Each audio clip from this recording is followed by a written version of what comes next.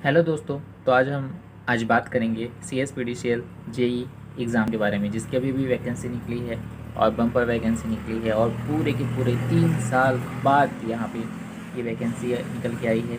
इसमें सारे ब्रांचेस की पोस्ट है, इलेक्ट्रॉनिक्स है, मैकेनिकल्स है, मैकेनिकल की पोस्ट है, सिविल की पोस्ट है। तो आज हम यहाँ एग्ज़ाम स्ट्रैटेजी के बारे में बात करेंगे और मेनली हम फोकस करेंगे जेई सिविल के बारे में, जो सिविल ब्रांच वाले बच्चे हैं उनके लिए, है ना, क्योंकि मैं सिविल से हूँ यार और सिविल के बारे में मुझे नॉलेज है, सिंपल सी बात है। तो पहले तो जिन्होंने फॉर्म फिलअप नहीं किया है अभी तक, तो फॉर्म फिलअप हो रहा है 28 तक। प्लीज़ जाओ पहले फॉर्म फिल करके आओ, क्योंकि फॉर्म फिल करोगे तभी तो तैयारी करोगे उसकी, है ना। तो पहले जल्दी से जाओ फॉर्म फिल करके आओ। और जिन्होंने फॉर्म फिल कर लिया है तो आइए अब हम आगे की बात करते हैं। तो यहाँ पे हमारे सिविल की कितनी पोस्ट है? टोटल पोस्ट है सिविल की 40 पोस्ट है। टोटल 40 पोस्ट है सिविल की। और इस 40 पोस्ट में जनरल की कितनी है? 28 पोस्ट है जनरल की। ओबीसी की 8 पोस्ट है, एससी की 2 पोस्ट है और एसटी की कितनी है? 2 पोस्ट है। टोटल मिला के कितनी है? 40 पोस्ट है हमारी, है ना। लेकिन हमें चाहिए कितनी है? हमें तो एक ही पोस्ट चाहिए। तो पोस्ट छोटी रहे या बड़ी रहे कोई मैटर नहीं करता। आपको कितनी पोस्ट चाहिए? आपको तो अपने लिए एक ही पोस्ट चाहिए ना, तो उसी के लिए मेहनत करो। एक पोस्ट भी आए तब भी सफिशिएंट है। लेकिन यहाँ तो कितनी 28 पोस्ट आई है जनरल के लिए। टोटल ओवरऑल पोस्ट आई है 40 पोस्ट आई है सिविल की। तो बहुत ज़्यादा वैकेंसी है ना। और बहुत ज़्यादा कंपटीशन भी रहेगा, क्योंकि हमारे बेरोजगार भाई बहुत सारे हैं, बहुत सालों से तैयारी कर रहे हैं, तो इसलिए दबा के पढ़ना है, मेहनत से पढ़ना है, मन लगा के पढ़ना है। और ये एग्ज़ाम हमारी 3 साल बाद आई है। C S P D C L की नोटिफिकेशन 3 साल बाद, 3 साल में एक बार, त्रिवर्षीय योजना हो गई है तो 3 साल में एक बार आ रही है ना। तो 3 साल बाद आ रही है। अब पता नहीं इस बार आए, दोबारा कब आए। तो हमें इसी बार पोस्ट को लेना है। अपना टारगेट ये होना चाहिए भाई, इस बार तो मैं पोस्ट निकाल रहा हूँ। तो ये वैकेंसी कितने साल में आई है? 3 साल में एक बार आई है। और अगर हम सैलरी की बात कर लें तो सैलरी देख के ही हमारा दिल खुश हो जाता है, जैसे कि गवर्नमेंट एग्ज़ाम का होता है। तो सैलरी के बारे में ज़्यादा बात नहीं करूँगा, सैलरी इतनी दी गई है और ये देख के ही हमारा दिल खुश हो जाता है एकदम।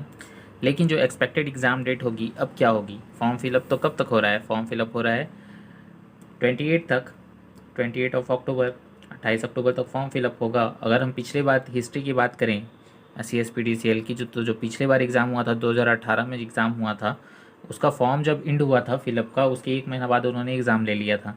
तो इस बार भी हम मान के चलेंगे कि उतने में ही वो लोग एग्ज़ाम ले लेंगे। तो मान लेते हैं कि नवंबर लास्ट तक आपका एग्ज़ाम हो जाएगा। नवंबर लास्ट वीक में या फिर दिसंबर के फर्स्ट वीक में ये एग्ज़ाम हो जाना चाहिए, अगर ये पिछले वाले ट्रेंड को ही फॉलो किया तो। और अगर कोरोना वोरोना अगर कुछ वापस नहीं आया तो ये एग्ज़ाम कंडक्ट हो जाएगा, जो कि कोरोना अभी आने वाला है नहीं, जिससे जैसा लग रहा है ना। तो एग्ज़ाम का नाम सुनते ही हमारा मुंह बन जाता है, जैसे कि, है ना। मान लेते हैं कि जो एक्सपेक्टेड एग्ज़ाम डेट है वो 1 दिसंबर या फिर फर्स्ट वीक को मान के अपनी स्ट्रेटेजी प्लान करेंगे कि अगर एग्ज़ाम जो होगा दिसंबर के फर्स्ट वीक में होगा तो हमारे पास तो वैसे भी बहुत कम टाइम बचा है। तो इस बचे हुए टाइम में हम कैसे अपनी स्ट्रेटेजी बनाएं कि हम एग्ज़ाम को क्लियर कर पाएँ, क्रैक कर पाएँ पहले ही बार में। हमने क्या माना कि एग्ज़ाम कब हो रहा है हमारा?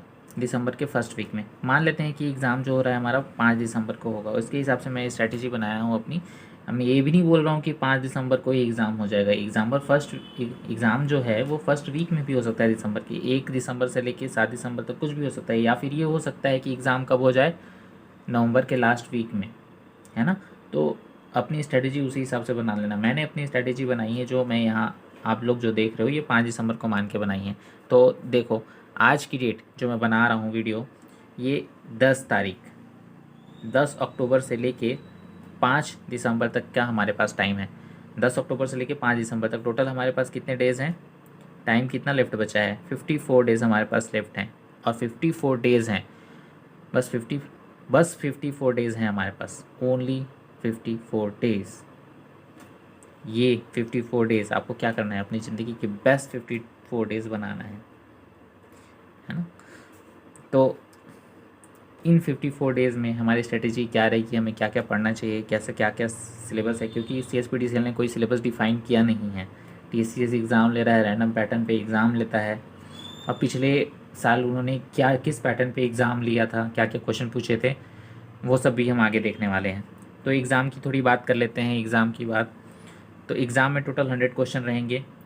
टोटल 100 क्वेश्चन रहेंगे एग्ज़ाम में। और 100 क्वेश्चन में क्या रहेगा, इस 100 क्वेश्चन में 80 नंबर का उन्होंने बोला है क्या हम टेक्निकल पूछेंगे, और 20 नंबर का क्या बोला है उन्होंने कि हम 20 नंबर का नॉन टेक पूछेंगे, और 80 नंबर का टेक्निकल। टेक्निकल का सिलेबस उन्होंने डिफ़ाइन नहीं किया, और नॉन टेक में उन्होंने बोला है कि हम क्या पूछेंगे, रीजनिंग। रीजनिंग 10 मार्क्स का रीजनिंग, और जनरल अवेयरनेस। जनरल अवेयरनेस, हमारी जनरल अवेयरनेस कितनी है ये चेक करने के लिए ये 10 मार्क्स के क्वेश्चन उन्होंने पूछने हैं। तो अब हम देखेंगे कि इस 20 मार्क्स के लिए हम क्या पढ़ें, और ये जो 80 मार्क्स है टेक्निकल के लिए, इसके लिए हमें क्या क्या पढ़ना पड़ेगा, पिछले साल का ट्रेंड क्या रहा था, जो 2018 में जो एग्ज़ाम हुई थी CSPDCL की, उसमें किस किस सब्जेक्ट से कितने कितने मार्क्स से क्वेश्चन आए थे, क्या रहा था उनका पैटर्न, वो सब भी आगे हम डिस्कस करने वाले हैं पूरा डिटेल में। तो सबसे पहले हम बात करेंगे हमारा नॉन टेक का सब्जेक्ट क्या क्या है। तो नॉन टेक का सब्जेक्ट हम प्रीवियस ईयर का एनालिसिस कर रहे हैं। सिंपल सा बात है, अगर प्रीवियस ईयर को देखें, किसी भी एग्ज़ाम के बारे में हमें सबसे ज़्यादा नॉलेज कौन दे सकता है, उसका प्रीवियस ईयर क्वेश्चन पेपर दे सकता है। सेमेस्टर एग्ज़ाम में भी हम क्या करते थे, एग्ज़ाम में बैठने से पहले प्रीवियस ईयर क्वेश्चन को प्रैक्टिस करते थे।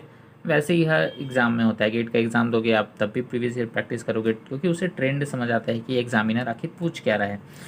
तो नॉन टेक, पहले नॉन टेक की बात कर रहे हैं। नॉन टेक कितने मार्क्स आएगा, 20 मार्क्स का आएगा। उसमें 2 पोर्शन होंगे, एक जनरल नॉलेज का पोर्शन होगा, एक रीजनिंग का पोर्शन होगा। तो अगर पिछले साल को देखें हम, तो जनरल नॉलेज कितने नंबर का होता है, 10 मार्क्स का होगा, सिंपल सा जनरल नॉलेज। और इसके लिए आपको ज़्यादा मेहनत करने की ज़रूरत नहीं है एकदम, है ना। पता चला कि आधा टाइम आप जनरल नॉलेज में ही दे रहे हैं 10 नंबर के लिए, कि असली कंपटीशन 10 नंबर में होगा। भाई 80 नंबर में तो कुछ नहीं होगा, है ना। तो 10 नंबर में आपको उतना मेहनत नहीं करना है, क्योंकि अगर प्रीवियस ईयर का देखें तो पहला जो क्वेश्चन आया था वो पॉलिटी का आया था, सेकंड करंट अफेयर का, थर्ड भी करंट अफेयर का था, फिर फिजिक्स के क्वेश्चन थे, पॉलिटी के क्वेश्चन थे, फिर करंट अफेयर, फिजिक्स और फेस्टिवल के क्वेश्चन थे, स्टैटिक जीके के क्वेश्चन पूछे गए थे। तो अगर मैं यहाँ पे देखूँ तो करंट अफेयर के कितने क्वेश्चन थे पिछले साल, 1 2 3 4 5, टोटल 5 क्वेश्चन जो थे वो तो क्या थे, करंट अफेयर के थे। तो अगर मैं पिछले 6 मंथ का करंट अफेयर प्रिपेयर करके जाऊँ तो 5 क्वेश्चन तो मेरे करंट अफेयर के, 4-5 क्वेश्चन तो करंट अफेयर के आ रहे हैं, और बाकी जो 4-5 क्वेश्चन हैं मेरे, 4 से 5 क्वेश्चन जो बाकी हैं वो स्टैटिक जीके के आएंगे, स्टैटिक जीके से आएंगे। स्टैटिक जीके बोले तो जो पॉलिटी हो गया अपना, पॉलिटी हो गया, जो स्टैटिक क्वेश्चंस हैं, जो इंपॉर्टेंट क्वेश्चन है वही सब आएंगे। तो जनरल नॉलेज की हम प्रिपरेशन कहाँ से करें, अब उतनी मोटी बुक होती है वो, तो जनरल नॉलेज तो समुद्र है पूरा, तो डुबकी लगाएंगे नहीं, डुबकी लगाएंगे डूब के मर जाएंगे। तो जनरल नॉलेज के लिए हम कहाँ से तैयारी करें, तो जीके के लिए जो CS PS CL के जो पुराने प्रीवियस ईयर क्वेश्चन हैं, जितने भी JEE एग्ज़ाम के हो गए, डेटा एंट्री ऑपरेटर एग्ज़ाम के हो गए, वे सारे क्वेश्चन के प्रीवियस ईयर आप सॉल्व कर लो, जिसमें उन्होंने जीके क्वेश्चन पूछा है वो सारे प्रीवियस ईयर सॉल्व कर लो। अगर मैं बात करूँ पिछले प्रीवियस ईयर की, तो 8-9 प्रीवियस ईयर क्वेश्चन आपको मिल जाएंगे set wise CS PS CL के इंटरनेट पे, तो उसको आप प्रैक्टिस कर लो।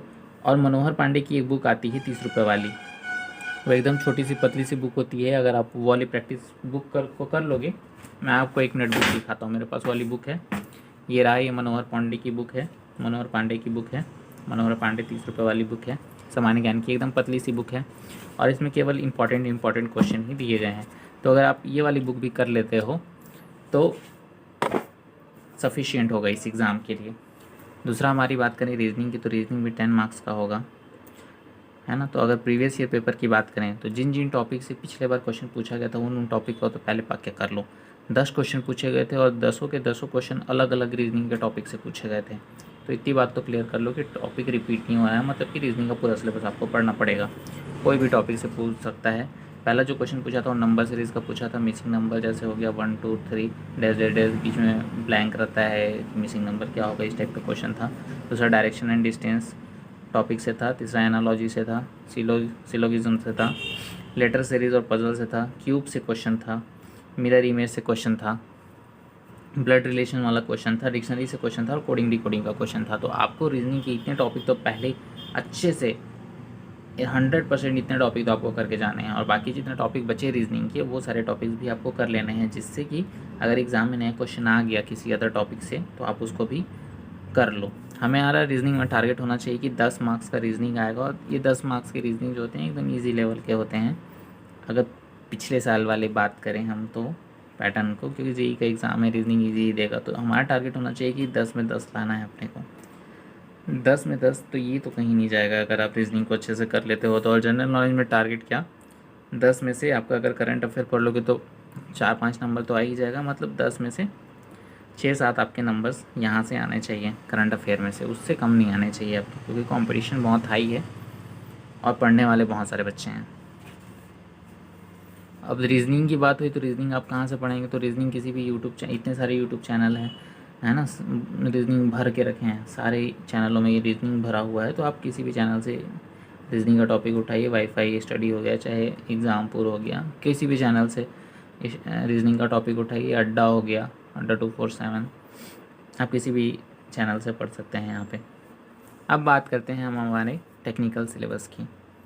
टेक्निकल सब्जेक्ट सबका अलग अलग होगा। जो 20 मार्क्स के क्वेश्चन होंगे वो तो कॉमन होंगे हर ब्रांच वाले के लिए, चाहे वो इलेक्ट्रिकल हो, इलेक्ट्रॉनिक हो, मैकेनिकल हो या सिविल हो। लेकिन ये जो टेक्निकल सब्जेक्ट होगा 80 मार्क्स का, ये अलग अलग ब्रांच वाले के लिए अलग अलग उसके टेक्निकल सब्जेक्ट्स होंगे।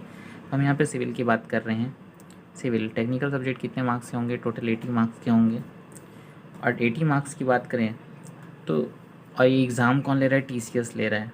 TCS का ऑनलाइन पैटर्न वाला एग्ज़ाम है और रैंडम क्वेश्चन पूछता है। सिलेबस इन्होंने कुछ डिफ़ाइन नहीं कर रखा है अपने वेबसाइट में, बस लिख दिया है कि 80 मार्क्स का हम लेंगे टेक्निकल एग्ज़ाम। अब टेक्निकल एग्ज़ाम में जान ही रहे हो आप लोग, 4 साल 3 साल लगते हैं इंजीनियरिंग करने में, कितने सारे सब्जेक्ट्स हैं, कैसे उसको करेंगे बिना सब्जेक्ट के। कुछ भी दे सकता है बिना सिलेबस का, हम क्या ही बताएं। तो हम पिछले साल जो पूछा था उसके अकॉर्डिंग ही इस एग्ज़ाम का तैयारी करेंगे। पिछले साल की हम बात करें तो पिछले साल देखो सबसे ज़्यादा क्वेश्चन किससे आ गए थे, सर्वेइंग से। सर्वेइंग जैसे सब्जेक्ट से कितने आ गए थे, सबसे ज़्यादा क्वेश्चन आए थे। 80 में 43 क्वेश्चन आ गए थे सर्वेइंग के, और 50% से भी ज़्यादा क्वेश्चन आए थे एक सब्जेक्ट के। और ये बहुत मायने रखता है, गेम चेंजर तो यही था पिछले बार का। सारे बच्चे तो क्या करके पढ़ के गए होंगे, सारे सब्जेक्ट को इक्वल वेटेज दे के गए होंगे, लेकिन आ क्या सर्वेइंग आ गया सबसे ज़्यादा। जिनकी सर्वेइंग अच्छी थी उनका सिलेक्शन पक्का हुआ होगा पिछले बार, है ना। तो आपको भी देखना है। तो अगर हम बात करें सर्वेइंग से कितने क्वेश्चन थे, 43 क्वेश्चन थे, 28 क्वेश्चन थे एस्टीमेट के, 28 क्वेश्चन थे एस्टीमेट के। मगर अगर बंदा सर्वेइंग और एस्टीमेट अगर पिछले बार भी बस करके गया होगा तो उसका सिलेक्शन हो गया होगा, जिसके 2 सब्जेक्ट बस अच्छे होंगे। बिल्डिंग मटेरियल से 3 क्वेश्चन आए थे, जो SSC जो में सबसे ज़्यादा इंपॉर्टेंट टॉपिक है, उससे बिल्डिंग मटेरियल में बस 3 क्वेश्चन आए थे। इन्वायरमेंटल इंजीनियरिंग से आए थे 3 क्वेश्चन, और यहाँ पे हमारे RCC से आए थे 3 क्वेश्चन। बस इतना ही सब्जेक्ट, 1 2 3 4 5 सब्जेक्ट से बस क्वेश्चन ही आए थे, बाकी सब्जेक्ट से क्वेश्चन ही नहीं आए थे, है ना। और इस बार भी पता नहीं क्या दे दे, पिछले बार का ट्रेंड अगर फॉलो किया तो फिर उसी हिसाब से तैयारी करनी पड़ेगी। लेकिन TCS का पैटर्न है, रैंडम क्वेश्चन दे सकता है, ज़रूरी नहीं है कि इस बार भी यही ट्रेंड आ जाए। इस बार हो सकता है कि कुछ भी हो सकता है। लेकिन अगर हम प्रीवियस ईयर की बात करें तो जो ऐसा प्रीवियस ईयर में पैटर्न पूछा गया था उसी के हिसाब से हम स्ट्रैटेजी प्लान करेंगे। तो CSEB JEE में मैं अगर बात करूं ऑर्डर ऑफ प्रेफरेंस की, कि कौन सा सब्जेक्ट आपको पहले पढ़ना चाहिए, कौन सा नहीं पढ़ना चाहिए, क्योंकि सब्जेक्ट तो बहुत सारे हैं। देखो CG व्यापम की अगर सिलेबस की मैं बात करूँ, CG व्यापम JEE की, तो उसमें टोटल 10 सब्जेक्ट्स होते हैं। 10 सब्जेक्ट्स होते हैं। बिल्डिंग मटेरियल होता है, एस्टिमेशन कॉस्टिंग होता है, सर्विंग होता है, इन्वायरमेंट होता है, RCC, steel, soil, transport, structure और इक्विपमेंट, और CPM। इतने सारे सब्जेक्ट्स होते हैं। लेकिन ऑर्डर ऑफ प्रेफरेंस क्या होगा, अब इतने थोड़े से टाइम में आप सारे सब्जेक्ट्स तो कर नहीं सकते। हाँ, जिनकी क्यों नहीं कर सकते, कर सकते हैं, ऑफकोर्स कर सकते हैं, बट वो जिनकी पहले से तैयारी हो। अब जिनकी कुछ तैयारी नहीं है वो कैसे करेंगे सब्जेक्ट को, पहली बार जो पढ़ रहे हैं, पहली बार जो एग्ज़ाम दे रहे हैं, वो कैसे करेंगे। तो उनके लिए ऑर्डर ऑफ प्रेफरेंस क्या होना चाहिए, तो सबसे पहले यार देखो आप, तो फॉर टेक्निकल सब्जेक्ट अगर मैं प्रेफरेंस की बात करूँ तो सबसे पहले आपको बिल्डिंग मटेरियल देखिए, आपको सबसे पहले बिल्डिंग मटेरियल कवर करना है। एस्टिमेट कवर करना है, एस्टिमेट एंड कॉस्टिंग, क्योंकि एस्टिमेट एंड कॉस्टिंग से पिछले बार 28 नंबर के मार्क्स पूछे गए थे, 28 क्वेश्चंस पूछे गए थे। थर्ड में आपको सर्वेइंग करना है, फोर्थ में आपको इन्वायरमेंटल इंजीनियरिंग करना है। ये चारों सब्जेक्ट पहले आपको कर लेना है, उसके बाद ही नेक्स्ट कोई सब्जेक्ट आपको करना है। और साथ ही साथ एक सब्जेक्ट कंप्लीट की तो दूसरे सब्जेक्ट को कंप्लीट करते करते उसके प्रीवियस सब्जेक्ट का आपको रिवीजन भी करना है, जिससे ऐसा ना हो कि आप इधर आगे पढ़ते गए पीछे भूलते गए, आगे पार्ट पीछे सब पार्ट, है ना। उसके बाद आपको इसमें से इम्पॉर्टेंट सब्जेक्ट आरसीसी है। आरसीसी के पिछले साल 3 क्वेश्चन पूछे गए थे, मे भी इस साल ज़्यादा क्वेश्चन पूछे जा सकते हैं, तो आरसीसी आपको करना है। चारों सब्जेक्ट करने के बाद आरसीसी आपको करना है। फिर आपको ट्रांसपोर्ट करना है, स्टील करना है। ये इतने सब्जेक्ट आपको पहले करने हैं। इतने सब्जेक्ट आपने अगर कर लिए तो बाकी फिर आप सॉइल कर सकते हैं, स्ट्रक्चर एनालिसिस और इक्विपमेंट एंड सीपीएम कर सकते हैं। इसमें भी आपको सीपीएम को लेके चलना है। यही सारे सब्जेक्ट में आरसीसी के बाद ट्रांसपोर्ट के बाद आप सीपीएम कर लें, क्योंकि आने के चांसेस हैं कि सीपीएम से नेटवर्क वाले क्वेश्चंस आ जाएं, पार्ट सीपीएम के। और यहाँ आपको ध्यान देना है कि अगर आप जब आप इन्वायरमेंटल इंजीनियरिंग कर रहे हों, है ना, तो उसमें आपको ड्रेनेज और सीवरेज वाला पार्ट जो है इसमें ज़्यादा फोकस करना है, क्योंकि जेई के एग्ज़ाम का ये फेवरेट टॉपिक है, ड्रेनेज और सीवरेज वाला।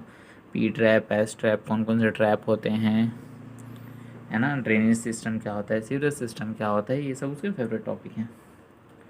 तो इस टाइप से आप एक तरीके से टेक्निकल सब्जेक्ट्स की तैयारी कर सकते हैं, है ना। और लास्ट के बचे दिन 10 डेज़ आप रिवीजन के लिए रखिए, अपने आप से स्ट्रैटेजी बनाइए, कोई दिक्कत नहीं है, आप 10 डेज़ रिवीजन के लिए रख लीजिए, ताकि 10 डेज़ में आप कुछ नया चीज़ ना पढ़ें, जितना पुरानी चीज़ों को पढ़ें उसी को रिवाइज़ करें।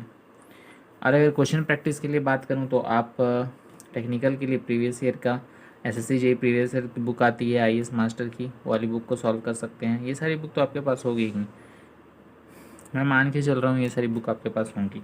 दूसरा सीजी व्यापम छत्तीसगढ़ का क्योंकि एग्ज़ाम है, तो सीजी व्यापम के जितने भी प्रीवियस ईयर के क्वेश्चन हैं, एई वाले, एई और जेई वाले, एई में भी जो मॉडरेट लेवल के क्वेश्चन हैं, सिंपल लेवल के क्वेश्चन हैं, उनको लेना है।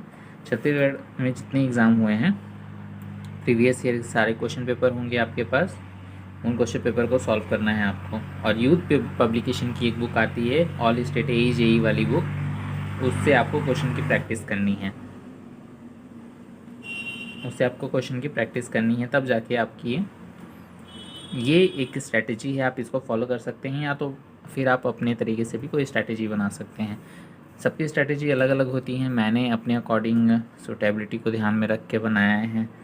आप टाइम ड्यूरेशन को देख के, कितना टाइम लेफ्ट है आपके, कुछ सब्जेक्ट कंप्लीट हो चुके होंगे, तो उसके हिसाब से आप स्ट्रैटेजी बना सकते हैं। जैसे कि किसी का मान लो बिल्डिंग मटेरियल कंप्लीट हो गए, तो वो बिल्डिंग मटेरियल दोबारा थोड़ी दिन टाइम लेके पढ़ेगा, वो अदर सब्जेक्ट्स पढ़ेगा, तो उसके अकॉर्डिंग आप अपना टाइम टेबल शेड्यूल बना सकते हैं। अगर कट ऑफ की बात करें, अब बात आती है कट ऑफ की, तो एक्सपेक्टेड कट ऑफ की बात करें तो यार देखो 100 नंबर का क्वेश्चन, 100 नंबर का पेपर है, 100 नंबर का पेपर है, तो इसकी एक्सपेक्टेड कट ऑफ ऐसे 75 to 80 जानी चाहिए। 75 to 80 क्या रहेगी इसकी कट ऑफ रहेगी, तो इतना आपको टारगेट लेके चलना है कि 80 प्लस आप स्कोर कर पाओ। इस टारगेट से आपको पढ़ाई करनी है, तब जाके आपका एग्ज़ाम क्लियर हो पाएगा। अगर आप देखें तो पुराना एक सिलेबस भी देख सकते हैं, सीजी व्यापम का आपको पुराना सिलेबस मिल जाएगा, इस सिलेबस के अकॉर्डिंग भी आप पढ़ सकते हैं। आप इस एसएससी जेईई के सिलेबस को फॉलो कर लें, वो भी सफिशिएंट होगा आपके लिए। तो ये हो गई बात स्ट्रैटेजी की। अगर आपको ये वीडियो पसंद आई है तो अपने दोस्तों तक पहुंचाएं, है ना, और अपना प्यार दें। Thank you.